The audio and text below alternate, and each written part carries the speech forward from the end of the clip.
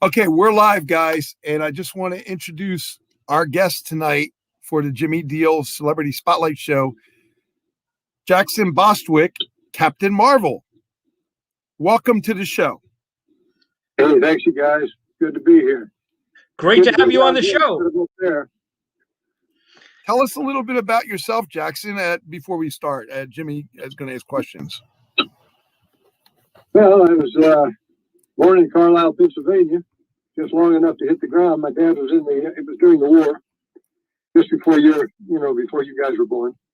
And he was stationed at Carlisle Barracks there because as an instructor, he was a doctor at the time, just a regular practitioner. And so I was born there in 1943. And Dad was in OSS. He was stationed in China during the war in OSS. In Shanghai, he was the head surgeon over at that time over there. And then when he came back from the war, he decided to go into neurosurgery. We were living in Jacksonville, Florida. And the reason is he got tired of going out in the middle of the night for a bloody nose. And that's what they did back then. Doctors made house calls. And he was a GP, so he'd do that. But anyway, he went up to Mayo Clinic. He was number 3 in the class in neurosurgery from Mayo Clinic. And we moved down to Alabama, and I was raised in Montgomery, Alabama. And Dad, there were only 3 neurosurgeons in the state at the time. Dad was in Montgomery, and Dr. Cowley was in Mobile, and Dr. Galbraith was in Birmingham. So I was raised in Montgomery, Alabama, and that's I went through high school there. Went through college at University of Alabama, got my degree in pre-med, major in biology, minor in physics and chemistry. Great background for being an actor. Anyway, I got through that, went into the Army. I was ROTC because I wasn't going to, this was during NAM, so I was not going to go in as a grunt. So I took ROTC and I went in as a lieutenant. And I was stationed at the time through different maneuvers and everything down in Fort Irwin, California. And this is where I got introduced into acting. Very, very cool. Go ahead, Jimmy. You can start. Well, that's right. I got it. Okay. I'm sorry. Go ahead, Phyllis. So when you were growing up, you were actually a fan of Captain Marvel. You read the comic books, right? What was your attraction to Captain Marvel when you were growing up reading those comic books? Well, he was back then. That's why DC Comics sued Fawcett, because Captain Marvel was just killing Superman. And so, he got a little kid that could say the magic word and come back and take care of our business, of the bullies and all that stuff. It was just wonderful. And the artwork was great. It was just sort of fantasy type drawings that C.C. Beck did. Just wonderful stuff. They had Tawny's Tiger, Mr. Mind, which was a little worm that talked out of a little radio. All these nemesis he went up against, Captain Nazi, King Kong, King Kong rather, just all kinds of good stuff that was fun to read. And they sued him and wanted it. And they won because Fawcett just gave up. They got tired of it. And the problem was DC didn't pick up the title, Captain Marvel. And as a result, Marvel Comics jumped on it. You can still use the name Captain Marvel, you just can't use it in the title. So they put it in a comic book called SHAZAM. This was in the 70s, and they call it The World's Mightiest Mortal. So back in the 40s, though, it was Captain Marvel or Whiz Comics or any of those, or Marvel Family Comics. You had Captain Marvel Jr., Mary Marvel, all kinds of just fun stuff. And then DC just decided, you give them, the Mona Lisa, they got to put their crayon mark on it. So what do? They changed his name and called him Shazam. Had him with some kind of, I don't know, fake muscle suit, and make a buffoon out of him. It's just ridiculous. Well, he was actually more popular than Superman back in the day. Lone Ranger was my hero on the radio. Tarzan, Lord of the Jungle, not King of the Jungle, Lord of the Jungle. And all these, Sergeant Preston in the Yukon, all these were my heroes that I grew up with. And there were a lot of radio shows too. Go ahead, Jimmy. What's your question? Back in the day, in the 1940s, Shazam and Captain Marvel was actually more popular than Superman, right? Absolutely outsold him, bar none. He was the number one. Now, later on, while you were in the Army, you got involved in acting. Didn't you take Shakespeare? You were really a Shakespearean actor, right? No, are you kidding? I didn't even know who Laurence Olivier was. So what happened was, I was stationed in Fort Irwin. All of a sudden I get this postcard in the mail saying, "Yes, we'd like to see you for an interview." And it was from the dating game. And I said, "Which one of you?" A lady said, it was one of my secretaries, said, "Oh, Lieutenant, you gotta go. Anyway, Fort Irwin is in the middle of the desert, 35 miles from Death Valley, 35 miles from Barstow. It's the one of the guards of the Goldstone tracking stations, which are those big discs that you see in Spielberg movies and everything, right? Facing up. Okay. So anyway, I go down there. I didn't get the date, but backstage, here comes a guy up to me, and they made me wear my uniform then to be on the show. And back then, it wasn't "thank you for the service," man. It was they spit on you and everything during the Nam wars. But he comes back. He says, "Hey, have you ever thought about getting into acting?" And of course, I had a Southern accent. "I ain't never known nothing in my life. I don't know what you're talking about." He said, "Well, why don't you try to get some training? Come look me up." I said, "All right." So here's what I did. I gave my dad a call. I said, "Dad, this guy came up there and mentioned that, I think I ought to get into acting." And Dad said, I'm talking to a professional, and here I was in pre-med, passed my law entrance, my GRE, my medical entrance.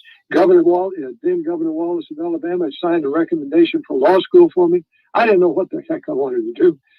So Dad said, "Well, as long as you continue your schooling, go ahead and give it a try." So there were only 2 schools in Southern California I knew of, and one of them was playing Alabama that year, and that was USC. I said, if it's good enough for the Bear, it's good enough for me. So I hopped on over there, and make a long story short, I was one of the 11 original members of the Masters Company at USC. Nice. Tell us about the audition for Captain Marvel. Well, what do you want to know about it?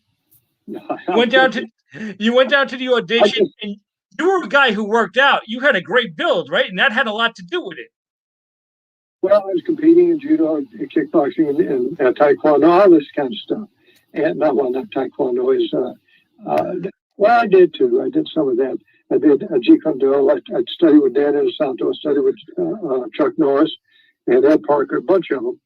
And so I had about a 48.5-inch chest, a 30-inch waist, and weighed 217. I could hack squat with 600 pounds.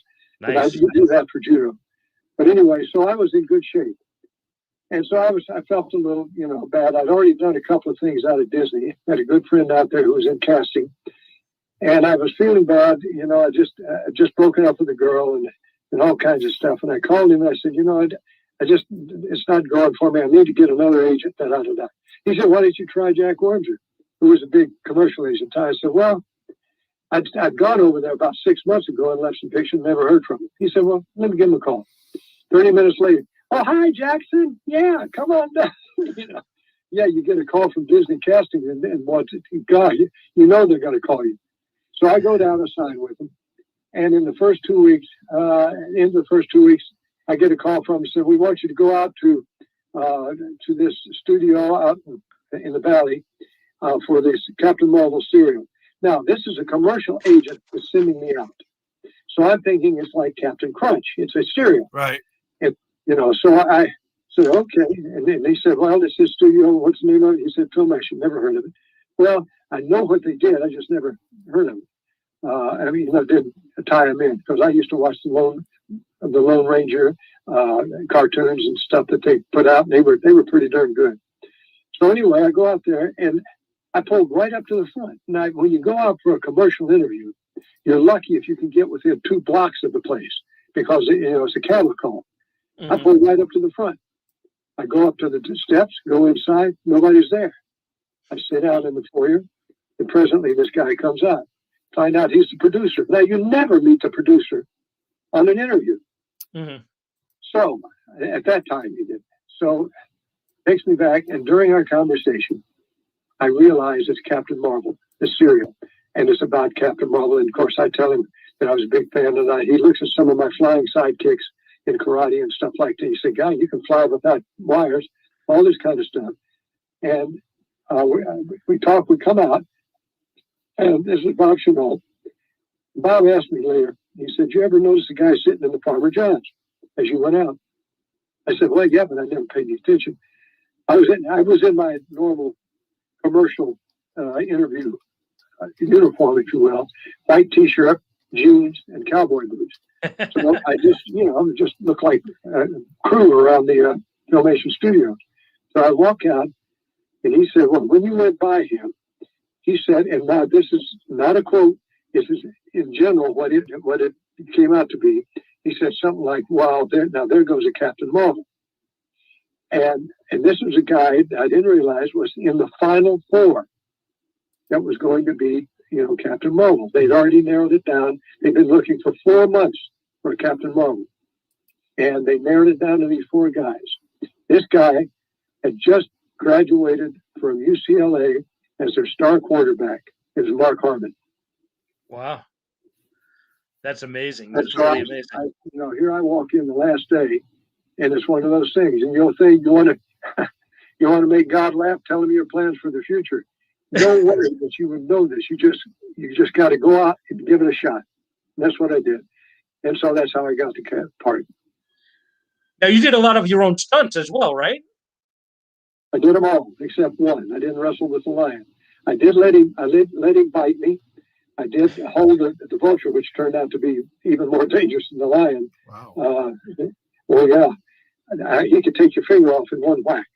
He was one of the largest birds in the world. I think it was a South American condor, a huge wingspread on him. It looked like he was 9 feet. Yeah.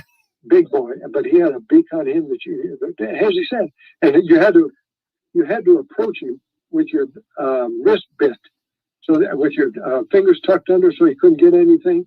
And I had nip marks all over the back of my hand. And as he would nip at him, you grab him around the throat. Wow. Then you got him.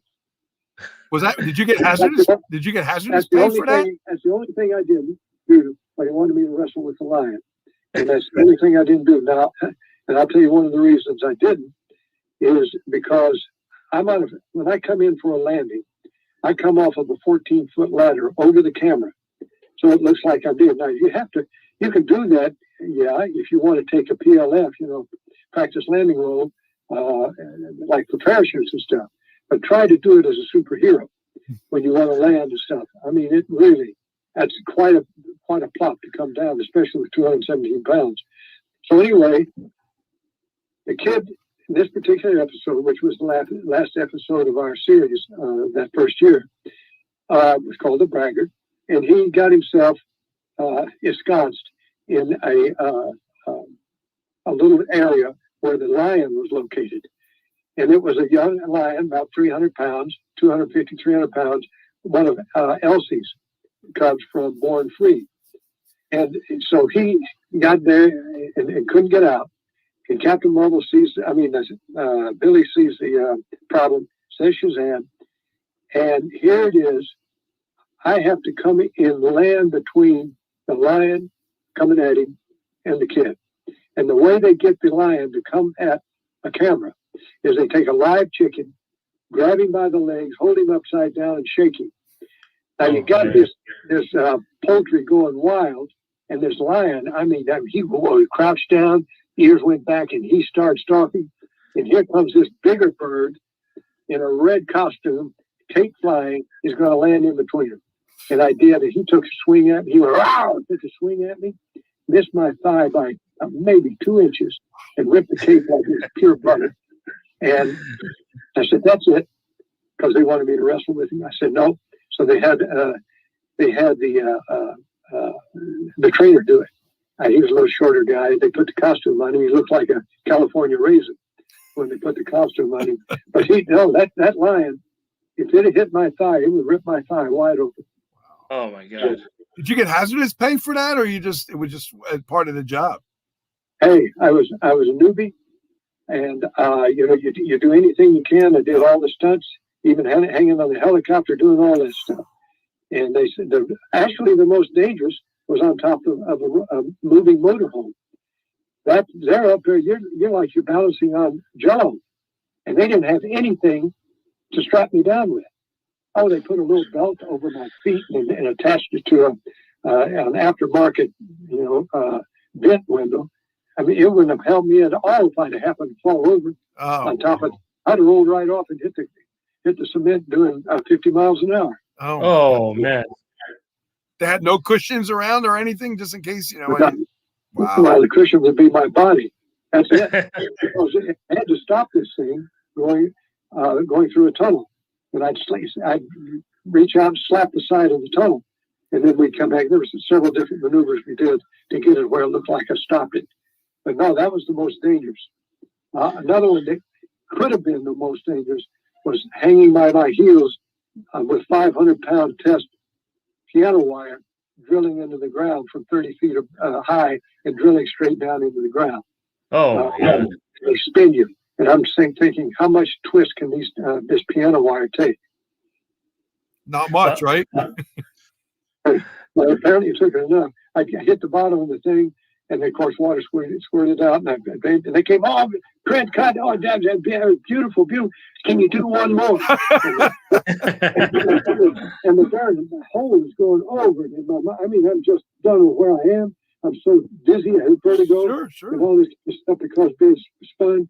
I said, yeah, go. So they take me up, haul me up just above the ground, spin me, send me back up 30 feet, and then we start down again. Now I'm looking down at my safety man in the hole down the ground. I say, hey, no way. If that thing snaps, I'm coming down on him, like a ton of bricks. So anyway, we did it again. Oh, it's perfect, Jackson. Oh, Jackson, just one more. And I'm all this time I'm thinking about that piano wire. And so by the time I hit it the third time, I was lost. 2 weeks I could barely stand up and walk around. It's like riding the Mad Hatter Tea Party thing out of Disney.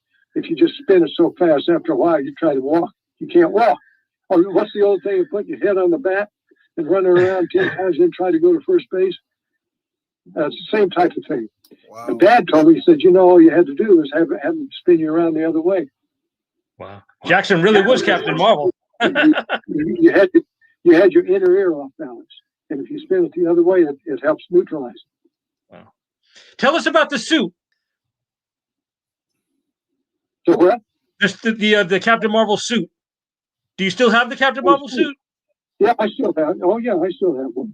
Oh, and cool. Right now, there's a car that's being built up in Wisconsin. It's finished, called the Big Red Cheesemobile. And it is a showstopper. I mean, the artwork on the side is unbelievable. It's all red and the cape, and the top is like a cape coming down. It's got an hood ornament on the front, Captain Marvel.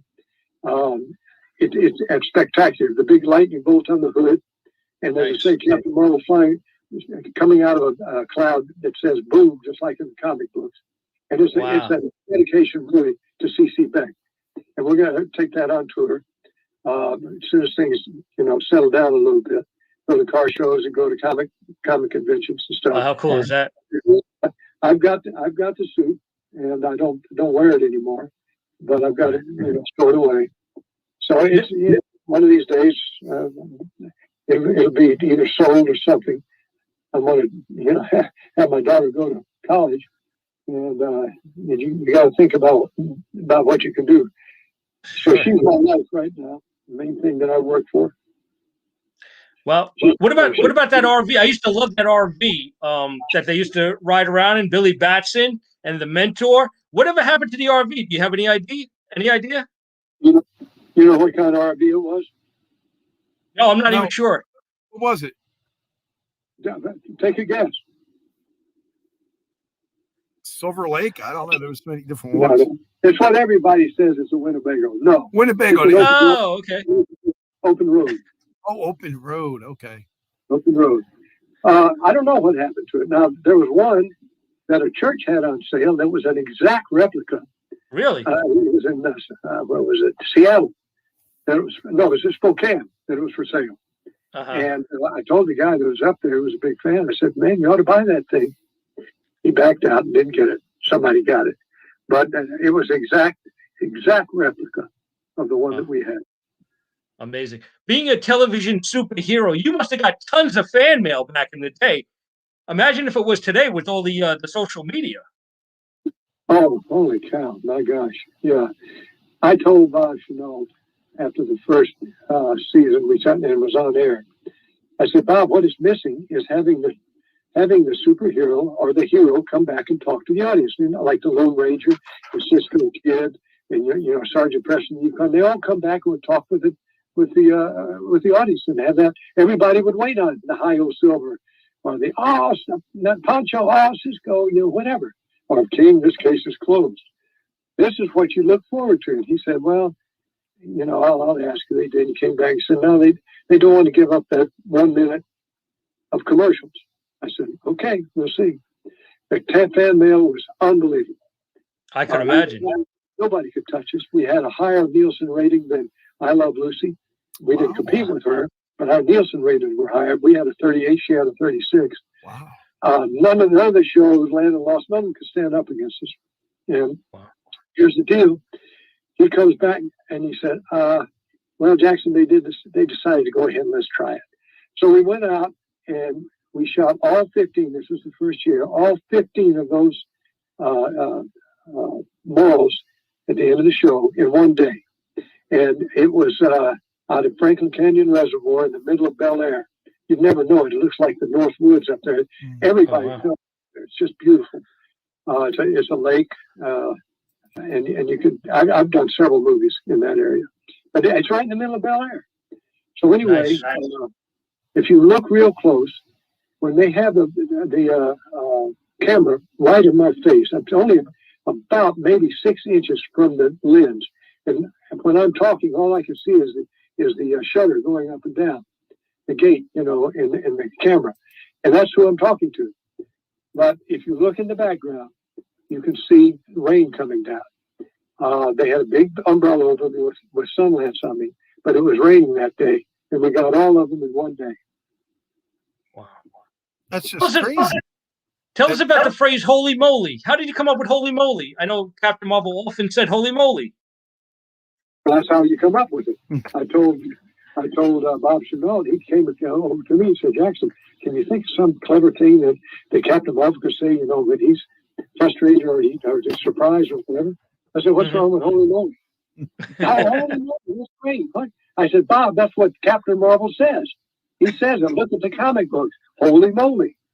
And you should have seen how it was spelled in the scripts when they came out. They had holly molly every way that you could think of, except the right way, which led me to believe these guys didn't do their homework.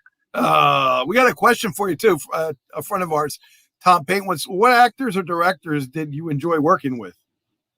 Hollingsworth Morris. Hollingsworth Morris I loved. I loved working with Bob Chanel, too. He directed a couple of shows. But Hollingsworth Morris did a lot of the Lone Ranger shows, very unrated, I guess, director. Just great to work with. And he really made it fun to work with. He was our first director. But that was the main. We had one guy come, I can't remember his name, from England. He was a British actor. But we had several different directors come in. But he was great. He was just fun to work with. Wow. What about Michael Gray? What was it like working with Michael Gray, who was Billy Batson? I never worked with Michael. Don't forget, we kept each other out. He says Shazam, I appear. I say Shazam, he disappeared, right? Okay. So you guys never worked together. That's amazing. No, we never did. I thought he did a decent job on the show. I really did. Yeah, he was good. I thought Les Tremayne did a good job, but Les Tremayne had a real bad personality conflict with me. Oh, really? And I ruined that with my book. And I just, I don't need to say anything right now on it, but I really blister him in my book. Wow. Did DC Comics have any input in the show at all? Did DC Comics what? Have any input in the show at all? They own the darn thing. They did? Okay. So how much did... Okay. Their input back then This is when the PC junk started hitting all the language police and everything started hitting the airways. Politically correct. We couldn't throw any punches. People say, well, it didn't have a lot of stuff. No, we couldn't do anything. We couldn't put any kids in danger. Couldn't throw any punches. We couldn't do anything. Now, let me just give you an example. And this is a little bad, but this was even back then. Bob told me this story. He said the psychotherapist or whatever the guy is, that was a professor out at UCLA, who they put on the show to read the scripts and make sure everything was hunky-dory with what was going on. That was back when Three Stooges was too violent. You didn't want to have any of this, da-da-da-da-da. So this guy happened to be a black man, and he had read all the scripts, and he came on this one script and told, and this is Bob telling me the story, this was a gang, a two-part gang episodes. And he said, well, we can't do this. And Bob said, why? Well, it puts the minorities in a bad, light. And Bob said, what do you mean minority? This is a white gang. Oh, this is a white gang. Oh, well, okay. Well, that's okay then. Bob just rolled his eyes and walked away. And I'm telling you, you just got to think about stuff. We really could not do anything to make anybody look bad. It's lucky to come. Sometimes I had to rescue a girl or something. I could even touch her. Oh, wow. But that's the way it was back then. And it was, we still made something out of it. Did you have a favorite episode? Did what? Did you have a favorite episode? Oh, yeah. The athlete. It's the one where I take the girl off the horse at a full gallop. That was what I was really happy with that stunt. The girl is on a runaway horse, and I had to catch up to her. We did this with two cars running side by side on the freeway. We had a blank spot of freeway we could use. Had to get it up to 55, 60 miles an hour to get the cake flying. And she's on another, sitting on a saddle over the fender of a pickup truck. And I come swinging in on I don't know how they jimmied up to get me to do this, but it was like a swinging out on one of these swings that go around and around. And I'm on this thing, and I come in behind her. The camera's filming down, towards her, and it gets me coming up behind her. And just as I put my arm around her, and I told him how to do the stunt. Just I put the arm around her, we cut. And then I told him, I said, now just go to a mentor driving the motorhome and seeing what's going on. And he just shakes his head like, yeah, there's my boy type thing.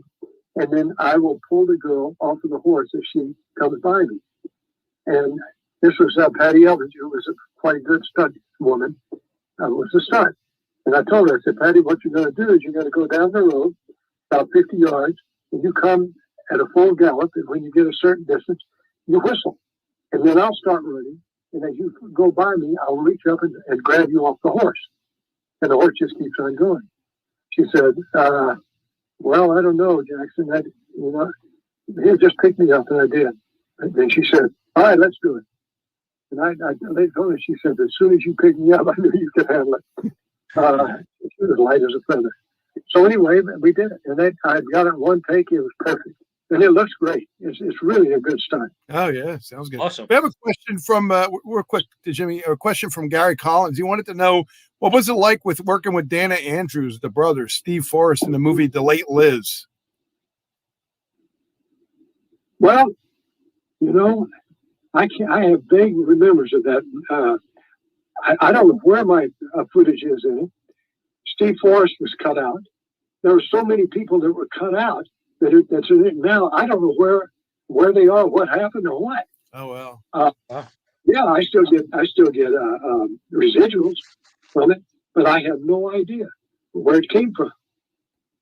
And it's just like with when I did Evel Knievel, and Sue Lyon was my lover in this movie. And when I first met her in her trailer before we shot that night, she told me, she said, if George has his way, you're going to be cut out of this movie. And I said, what do you mean? We haven't done anything. She said, look, George's idea of a movie is him standing on a mountain with 3,000 girls looking up at him. And I said, oh. So anyway, we did the whole thing, and sure enough, I got cut out of the movie. It was a fight scene where I beat the crap out of him. And one guy said, "Geez, I thought you were going to take his head off." But they always told me to be careful of the caps. Do not hit his caps. No, don't hit his caps. But no, it was a great shot. Everything worked fine. And Sue Lyon was just a princess to work with. We had to make out in the damn car for 3.5 hours. Had to. I was forced to. Forced to. There you go. Didn't you almost get a shot doing Happy Days? Huh? Did you almost get a shot doing Happy Days? Working on the show Happy Days? Oh, I get a call from Paramount Studios from going through these senior moments. That's all. Well, anyway, he was the casting director of Happy Days and Laverne and Shirley. He was the one that got my SAG card when I did the pilot for Funny Face with Sandy Duncan, and called me in to do a improv with Jerry Paris, who directed it. Anyway, so he calls me out for lunch, and I go over there. And he said, "Now, Jackson, the reason I called you out there, I'll just have lunch with you, but I want to tell you something. We got a character coming up on Happy Days that you're absolutely dead on perfect for. It's a part for a hero water skier, and I could have professionally water skied." He said, "You are perfect for it. The problem is you'll kill Winkler." And he says, "We can't have that. We got to protect him. And I just wanted to tell you this because I know you'll see it. Somebody will say, why didn't you go up for that part?" And this is the reason. Bobby Hoffman is the guy's name, was the casting director. Wow. And that right there was an eye-opener for me. There were several, I look back, there's several parts that I missed on shows because they were afraid that I would, detract from the leading man. One of them was Wild Wild West. With Art Conrad. I mean, he comes under my armpit. And I remember I was reading for a totally different show at Universal, and he passed by the door, and he comes back. "What's he reading for?" So I say, oh, okay, carry on. He goes, he thought I was reading for Wild Wild West. He was going to put a stop to that real quick. But I found that out real soon that, not many people can play Captain Marvel. Well, not many people can play other parts. I can't. There are plenty of John Davies. John Davies is not a Captain Marvel. Right. He got thrown into it. God love him. It's not his fault. Right. He got thrown into it, and in the last minute, he'd have never made it in the Final Four, or any of that, never been considered. But the thing is, he can play parts I can't play. Right. And he just couldn't. It just didn't. I know there are a lot of people that just think he's so not in, and you're going to find this in anything. There's always going to be people pulling for the underdog. Well, but that's the truth. He's he's friends. I only met him one time, but we hit it off really, really well. He's a nice, super nice guy. Right. He's a man's man. He didn't have the build you had. You had the build.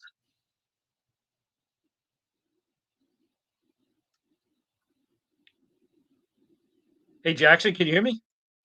Yeah, I'm waiting on somebody to say something. Oh, okay, yeah. But we were talking about John Davey. John Davey didn't have the build you had. I mean, you had some physique that he did not have.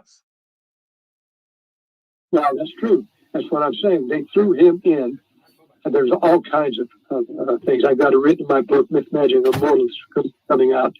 All kinds of things that they chose him. But it was they Filmation thinking I was holding out for more money when I did not appear on the set one day. They, because I'd injured myself the day before, they thought, because at the time, two different shows tried this. One was Emergency with Randolph Mantoff and Kevin Tighe. And Kevin Tighe, I went to school with him. Very nice guy. He directed me to play, and I did a couple of things with him. But this was a Jack Webb production. They held out for more money, and they got it. Another show tried it, and it was called The Rookies. Another guy I went to school with, Michael Hunkeen, he was one of the rookies. The problem is they had too many leads in this one, so they fired them all. Now, so here I come, don't show up for the set, and they think that I am holding the set up, and holding the schedule up because I want more money. And now, while they lost the arbitration and through the Screen Actors Guild, it was a precedent-setting case. I won, and they had to pay me all for all the shows they didn't use me on, plus residuals. Well, that works. Well, they killed the show. Yeah. And Lou Schreiber was stopped by a fan. This fan told me, he said, I asked him, he's coming out of ComCon down in San Diego. And he said, I said, Mr. Schreiber, why did you guys get rid of Jackson Bostwick? And he said, this is the only thing he said. Only thing, nothing else. It never should have happened. And then he just kept on walking. Yeah. Oops. Never should have happened. Oh, my God. Well, yeah, because I had it on film. I had it on film of me getting injured. And it stopped it right there. And as soon as I showed that little film, they didn't know about it. Mr. Bostwick, you step out in the hallway for a minute. And that's when they decided what they had to pay me on. Oh, it was ridiculous. What did you think about the whole ISIS hour, the SHAZAM ISIS hour, when they added ISIS to it? Well, she came in on our coattails. They couldn't afford another character. The perfect one would have been Mary Marvel, but they couldn't afford, to pay the rights to have that character. So they decided to do their own, and they did it sort of a ripoff of Captain Marvel. I mean, made her change, saying "Almighty Isis" and all this kind of stuff. Same thing, same type of thing. Joanna, I never did a show with her. That was the second year, and I did the first 2 shows of the second year, and then I was gone. Wow. I think I thought she did a good job. She and I did a comic convention together and did a Q&A. We packed the room, but they were standing out in the hallway. Wow. And she didn't have any love of Filmation, not as much love of Filmation as I did. So we had a good time, telling some behind-the-scenes stories and doing a little shredding as you go along. You know what I mean? Yeah. Yes. Yeah. Here I am on the cover of a comic book, a limited edition comic book. I never saw a nickel. Wow. So there's certain residuals you got and certain you didn't, right? That's not a residual. That should have been in there. But I was new, and my agent at the time, Jack Weber, said, well, let's don't break waves. So I signed their contract, and whatever it had in it, it must have had something in there buried, and that's why they got away with it. Julie Schwartz, who was editor of DC Comics back then, and Shazam, he and I good friends. I talked with him out at Dragon Con several times. And he told me, I said, how come I was on the cover of that thing? He said, let me ask you something. Was your show number 1 on Saturday mornings? Oh, yes, sir. And that's the reason you were on the comic. See, the comics weren't selling very well when they first came out in '73. Showed it here. Boom. It's that comics go through the ceiling. Yep. And so he said that. So that's why you're on the cover. Wow. Did you ever do any appearances in the suit? I know Adam West often did appearances in the suit. Well, that's Adam West. And I see, Adam West is not Batman. God love him, he did that. He was another buffoon. That was made a buffoon out of Batman. Batman is a serious character. I mean, he's a dark character, man. If you ever read all the old comics, I mean, he is dark. Not fun and games. So I was so disappointed when it first came out. I was at the University of Alabama at the time. I remember we gathered around the television at my fraternity to see it when it came out. I said, oh, God, what is that? And it was, to me, just crap. But it did real well. People loved it. Just a lot of fun. Adam happened to be a fraternity brother, not in the same school, but he was the same fraternity I was in. But anyway, I just, the only time I ever wore the suit was in 1975, right after the show. I was invited to a convention. I didn't know anything about these comic conventions, anything, in Dallas, Texas. And Clayton Moore was there as the Lone Ranger. Oh, yeah. Oh, wow. Noel Neal was there. Who's the guy that played the first Superman? George Reeves? No. That other guy. The first. Oh, the guy before him? The Bumblebee Superman, where he turns into he goes behind a rock and comes out as a cartoon character and he flies away. That's you, Doc. I don't know. The first one in black and white. I don't know. Is it? Yeah, I don't remember.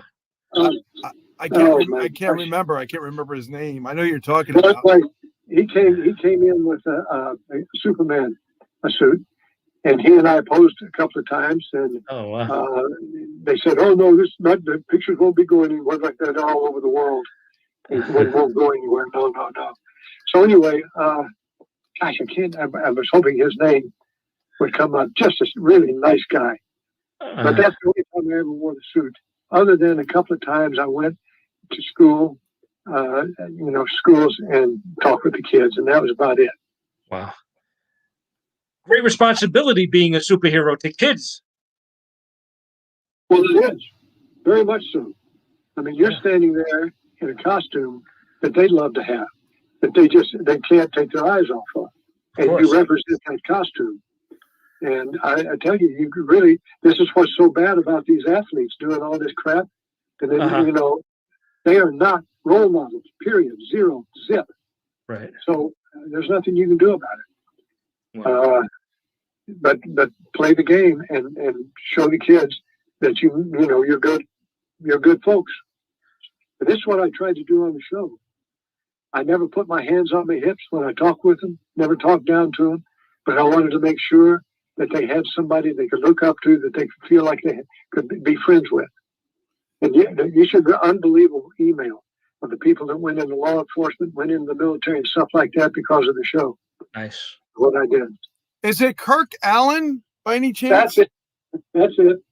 Wow. That's him, Kirk Allen. Nice guy, great guy. He was the first actor to play Superman, as he said. Yeah, I remember that years ago. And who was the first guy to play Captain Marvel? I don't know. Can you tell us? Was that Tom Tyler? 41 in the Adventures of Captain Marvel. If you've never seen that, you've got to buy it. I think you can get it on Amazon. Got to buy it, man. Get the series. I mean, it's Tom, no BS, Captain Marvel. I mean, he throws guys off the building. He mows them down with automatic weapons. I mean, it's hilarious what he does, but he plays it serious, plays it good. When I first saw it, I was at a little neighborhood theater back when I was young. I think I was 13 at the time. And we went to see this movie. I don't know what it was called at the time until I got in there. But we could get in the movie house for 10 cents. Because if you were under a certain age, right. You could get nickel for a Coke and a bag of popcorn. It's just great. So I'm sitting there, and this serial comes on, because back then they used to have news things, or they'd have a serial or a cartoon before the movie. And this thing came on, and I'm looking. I said, "Whoa, who is this?" And that's when I first saw it as the character. I said, "That's Captain Marvel." And I looked at that and I said, "Oh man, that's good. That is just great." It's in black and white. He goes up against the Scorpion, but you've got to buy that thing. I forgot the name. Leonard Malkin says it's the best all-time serial ever made. Nice. So you were the second guy in history to play Captain Marvel on television, right? No, second guy in history, period, to play Captain Marvel. There you go. Wow. You also I'm the last one, really. I'll let John get away with it, but I'm the last one to be able to play the character and be able to say I'm Captain Marvel. As I say, John would have never had that opportunity if it hadn't happened for the snafu that Filmation tried to pull on me. But now that they've changed his name to Shazam, and boy, in a way, I am glad they did it, because they screwed him up real bad. Mm-hmm. It's just bad. And now, wait till you see The Rock come out as Black Adam. He is no more Black Adam than Tarzan is Rhett Butler. I mean, Johnny White. There's no way. There's no way. It's hard to make. He's too big. He's too built. Right. Yeah, it's too big. Black Adam, if you'll see him in the old comics, he looks exactly like an old Basil Rathbone. It's exactly how he's supposed to look. Long and lean. Facial features, losing his hair, everything. Now they got him coming out like a pro wrestler, and he's going to make this SHAZAM guy look like an idiot. Hey, Charles V. Let me tell you something, they tried this with Johnny Depp with the Lone Ranger, but that was a piece of crap. Yeah. And then the first one they did, The Legend of the Lone Ranger with Clinton Spilsbury. Good gosh almighty. How bad can you do this? And yet they still did it bad when the Johnny Depp was some clown crow or whatever it is on his head, walking around making these little snide remarks and making him the smart guy, the hero, not the Lone Ranger. Oh, wow. Well, I just want to say, Charles V. Dieso says, looking good, brother. He says, Jimmy, tell Jackson I'm his biggest fan. So you have a lot of fans out there. Absolutely. Charles Dieso, good friend of mine. I love him, man. I'm hoping this during political BS with this COVID thing. We're wide open here in Tennessee. Come on, man. We're wide open. But these guys going, out there telling you can't do this, you can't do that's BS. I mean, this thing is no worse than the flu. I know. And there are people that have had it, they didn't realize they had it. I know. I get into politics now. I'm not going to do it. You're speaking my language, Jackson. Yeah, I'm thinking of where you guys are. I feel sorry for you. I'm in New Jersey and Jimmy's in New York. So. Even New Jersey, buddy. Come on. Jersey, New York, come on. We're all bad right now. We're locked down still. Go ahead, Jimmy. Oh, I'm telling you. Wow. So, Jackson, let me ask you about, I know you're not a big fan of that movie. What do you think of them redoing that movie and the way that they did it? They sort of made him look so goofy. Why do you think they did that?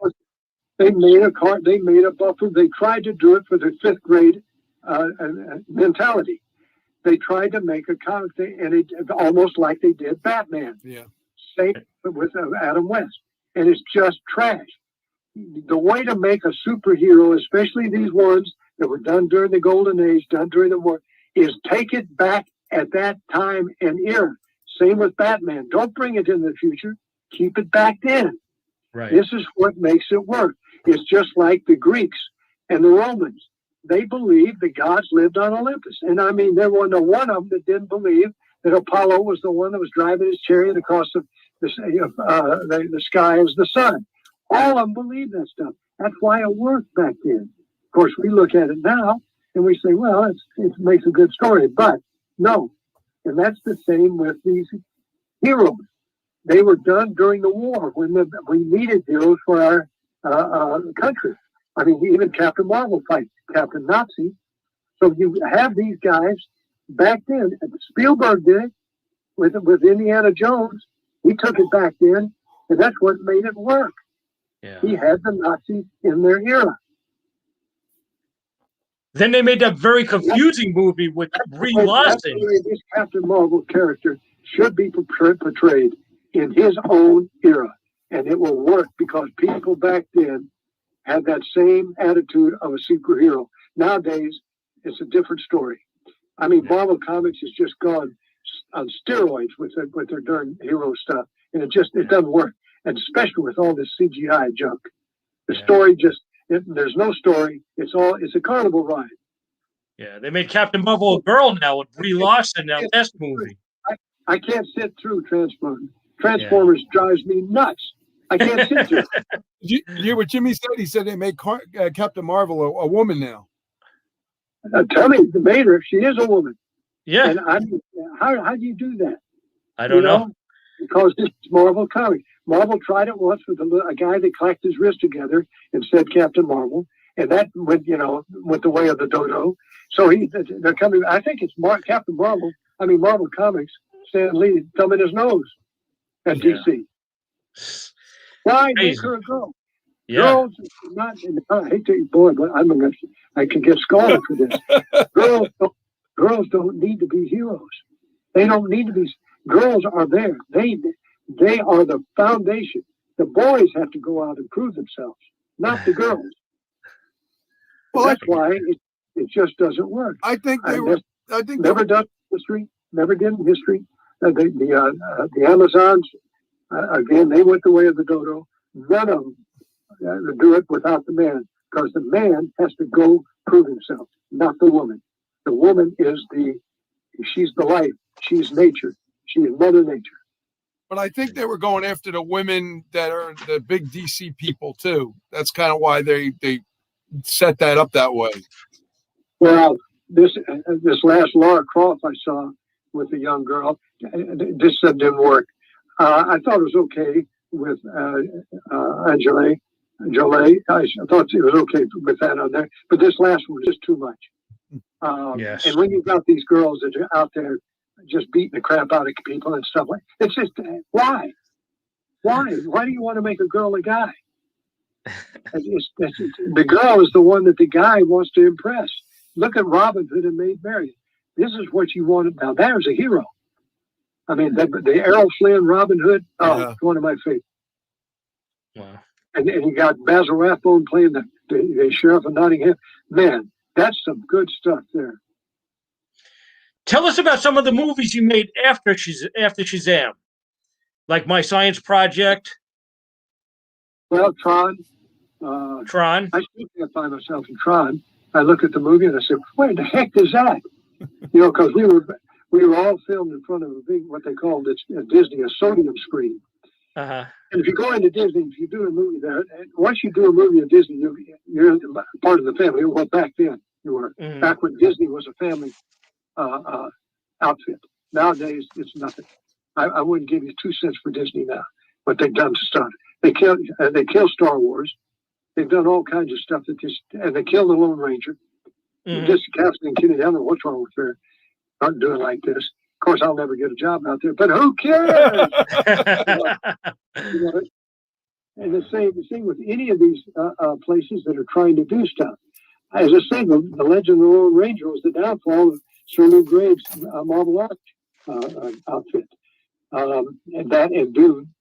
So what you have with these characters now trying to be something they're not, it just makes it no fun. It really is. It's no fun. It seems, when you watch it, it doesn't seem right. And Wonder Woman I watched the other night, the new Wonder Woman. My God, she has this fight with this guy at the very end, and they're beating the crap out of each other. Are you kidding me? That didn't kill you? And then finally she does something weird with her lasso. I forgot what it was. But that's not, that isn't good. That isn't good stuff. Not at all. The good is have Robin Hood fighting it out with swords with the Sheriff of Nottingham. Now that's what you call, mano a mano. Not these women that can do all these incredible stuff and have this and that and the other. No. Mary Marvel was fun to watch. And you could see how she could do it. But because she was the sister of Billy Batson. Right. But anyway, that's just my take on females. And don't get me wrong, I like a girl that doesn't back down, that can handle herself. But I also want one that's feminine. No guy likes to come home to another guy. Maybe not. Maybe not in this day and age. My day and age, no guy likes to come home to another guy. Wow. What takes up most of your time these days? What are some of your projects going on right now? I got a movie called Bloody Mary -Light. Mm-hmm. You can see, go to YouTube, you can see the trailer. Don't go Bloody Mary. If you don't put the -Light and run it together, put Bloody Mary -Light trailer, and you'll be able to see that movie. Now is just getting ready. We just put the final little tweaks to it with the sound boosts and stuff, and it really looks good. I got 2 cuts. I got the director's cut. I got the theatrical cut, and it's a fun little movie, and it's one that I wrote, directed, produced, and I play a small part in it. But that I've got my book coming out. I won the World Fest Houston gold medal for Southern Fried Shakespeare in the 25th century. Right. And then it was one of the head of the festival said, I've seen Shakespeare done 1,000 different ways. I've never seen it done this way. It's absolutely brilliant. Mhm. So I have those. I'm writing my book, Myth, Magic, and Immortal. It's got a lot of good stuff in it. And we have some great pictures you've never seen before. And so that's what I'm keeping busy. Plus, sitting around waiting on this darn hip thing that they took out of me to heal. Yes. People say that you'll never regret it. John Wesley Shipp was sitting next to me at the convention. Flash. He's got the Flash. And I don't know what we got into it, but he mentioned he had a hip thing, and he said, I don't know why I ever waited. He says it's the best thing I ever did. Wow. So that sort of encouraged me. But boy, I'll tell you, it lays you out those first couple of weeks. Whew. Well, you'll be running around like Captain Marvel when you're done with that hip replacement. Yeah, exactly. No, I'm creeping around like, I don't know, like Uncle Dudley. Tell us about your website. You could get autographed pictures. You could get DVDs. You could get memorabilia on your website. Tell us about that. We haven't put the porn in yet because apparently you can't do that now. Oh, okay. No porn. So we left that off. But no, you can go there, visit, see where I'm going to be appearing next, and see what's going on with it. And as you say, go to the store and the things you can buy, comic books, all kinds of stuff. You can send stuff to me to sign. Awesome. It's just fun. A lot of different things going on. Right. So you have an address on there, right? Do what? You have an address on there where people could send you pictures to sign for them? You have an address on there for you? Well, yeah, there is a email. What you do is you let me know what it is first. Because there are different prices for different things. Say like the price on the #1 edition of the SHAZAM comic is a lot more than the #3 edition. So, and the same with either the Black Adam or the introduction of ISIS. Those three are the top SHAZAM ones. But other than that, I've signed all kinds. I've signed Tron. I've signed stuff from all kinds of different movies I've done. Oh, great! Nice. So again, and then there's places you can figure it out. I've got an email that they can send and ask, and I said, "What do you have?" I'm telling them what it costs. Tell them, what my PO box is, which is on my website, and they can send it to the PO box. Oh, that's great. What about Cameo? Are you doing Cameo as well? Well, I did that, and it's on there. But when I first got on, there were only 7,000 of us. Now I think there are 107,000. Wow. I mean, it's just gotten out of hand. Yeah, I'm on Cameo. Wow. Really cool. That's so great. What an interesting career and everything that you've done over the years. Absolutely. Well, as I say, you just wander and bump into things. That's what Joseph Campbell said. All these energies are coming at you, and just don't deny them. If you find yourself beating your head up against a brick wall, you're not the right thing. What's the old thing? The guy that says, I'm going to climb the ladder of success here. And when I get to the top, I'm going to, do this and that. So he climbs this ladder on the side of a wall, and he finally gets toward the end of his life. He gets up the top and he peers over the wall, and he realizes he's been climbing up the wrong ladder. There you go. That's life. This ain't no dress rehearsal, man. You got one shot at it. Get out there and do it. Jackson, one question I got to ask you before we go.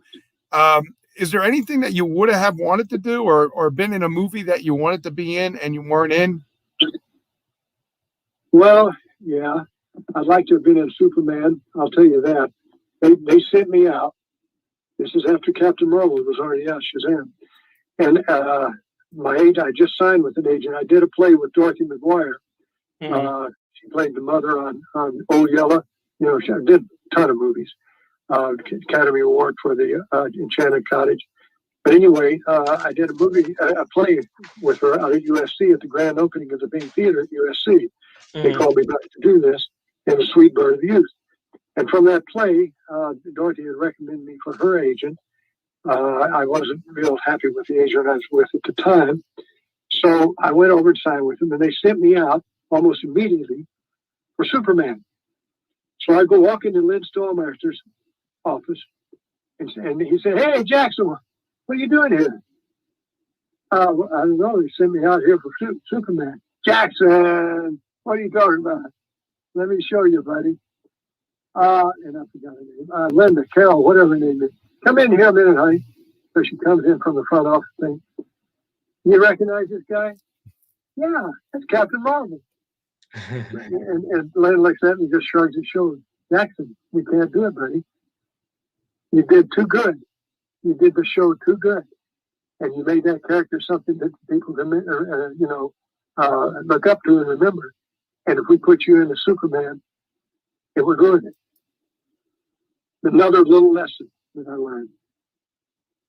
But I'd like to have done that. I thought the first two were good, especially with Donner directing. I didn't care for his Clark Kent, Reeves, but I thought he did it. Looked good. He looked the part, and he's got the bill. Just a nice guy, but his Clark Kent was just a little over the board. I like the way George Reeves did his Clark Kent. Jackson, before I let you go, give me your greatest memory of playing Captain Marvel and Shazam. The greatest memory? God, they're all good. I'm going through a whole mishmash of them, and I'm trying to think of one that would be the greatest memory. They all are good. I told you about taking that girl off the horse. Oh, okay. Well, I'm very accomplished doing that. Nice. That was just a gag. But as far as the greatest memory of me doing, well, no, I can't think of one that every one of them were just fun, had their own little thing about them. So I really don't have one other than that. Okay. That one with the horse. Well, you'll always be Captain Marvel to us. I mean, you are the greatest Captain Marvel I've ever looked up to and I've ever seen. And I want to thank you so much for being on the show, being on Hamilton Radio here today. Thank you, Jackson. It was truly my pleasure, guys. My pleasure, guys. It was truly incredible. Have a great night, and thanks for being here, Jackson. Absolutely. Get well. Guys. Get well. Stay safe. Feel better. Stay safe. Yeah, stay safe. You too. Thank you. Okay, bye. Thanks, Jackson. Oof.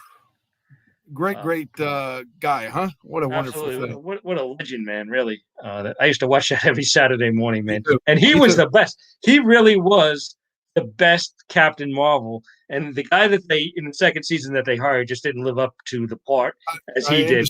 In fact, he looked more like Liberace doing Shazam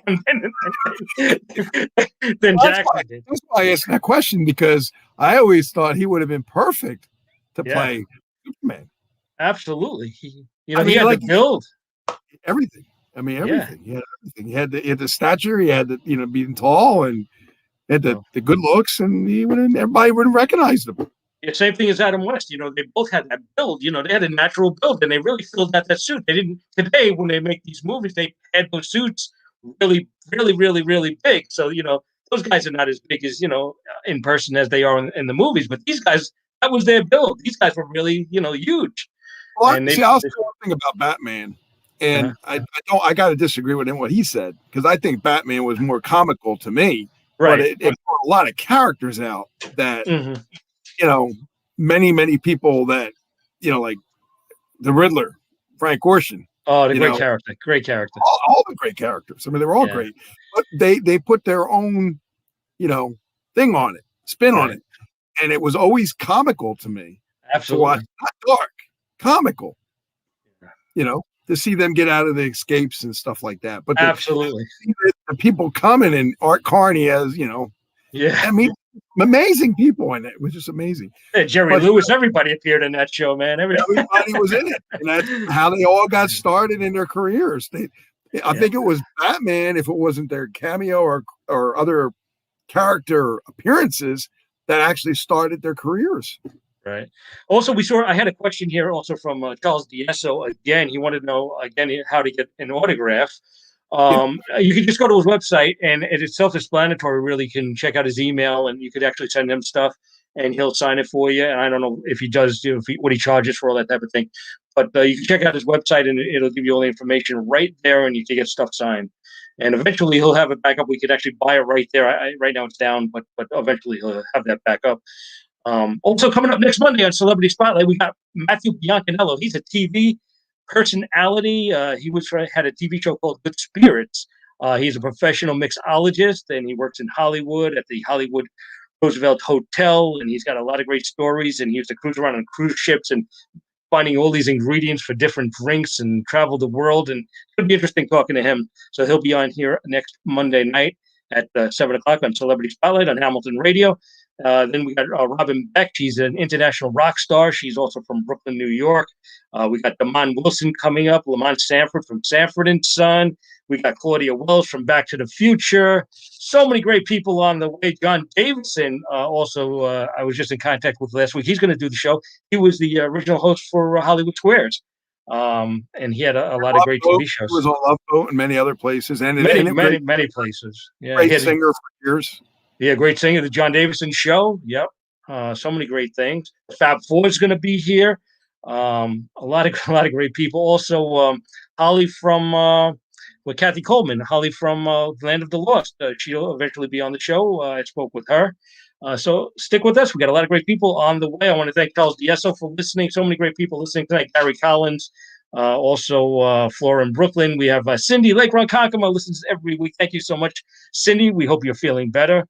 And Mom and Joanne in Canarsie. Marty, my good buddy here in Brooklyn, he listens every week. So many people listen to us every week. Tom, thank you, Tom. Always the great questions.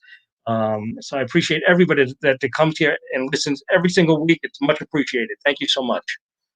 Hey, I just want to say real quick, if anybody ever wants to watch us and don't have a Roku channel and Roku TV, you can also watch us on any website, hamiltonradio.net, hamiltonradios.com, and myhrtv.net. And you'll be able to just go scroll down. You find live preview, you click on it, and you can watch whatever we're doing live. And I thought that would be good because a lot of people's like, where's the Roku channel? How do I find Roku? Here, let me show you real quick, Jimmy. This is Roku. See? The streaming stick. All it is, show it to you real quick. Now you can hook this up if you have a cable system, right, Doc? You can, if you have a cable system, you can hook it right into your TV, right? See? It's Roku. That's it. Wow. And you just register it, use the remote, put it in an HDMI spot, right? Plug it in, it's done. And you register it and you can watch it for free. We're gonna have a lot. Now I gotta talk about the Roku channel real quick. Is we are right now working on live concerts with a lot of musicians that have live Facebook concerts. So what we're doing is we're saying, okay, if you're going to broadcast live on Facebook, why don't you broadcast live on our Roku channel? Because you're going to get more people. And if Facebook shuts you off, don't matter because we got you. We got you covered. So people will still be able to watch you on our websites. People will still be able to watch you on YouTube. As people still be able to watch you on a Roku channel. So there's a lot more advantages that way. And people are just like beating at the bit, like, oh, yes, we want to be there. We want to be there. And I've got big names coming.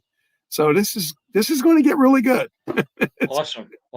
We're doing good. And we're doing really We're working on a radio station, too, where we're going to have live DJs, right, around the clock. And I'm going to be part of that. DJ station, if anybody wants to be part of that, hit me up at admin@hamiltonradio.net.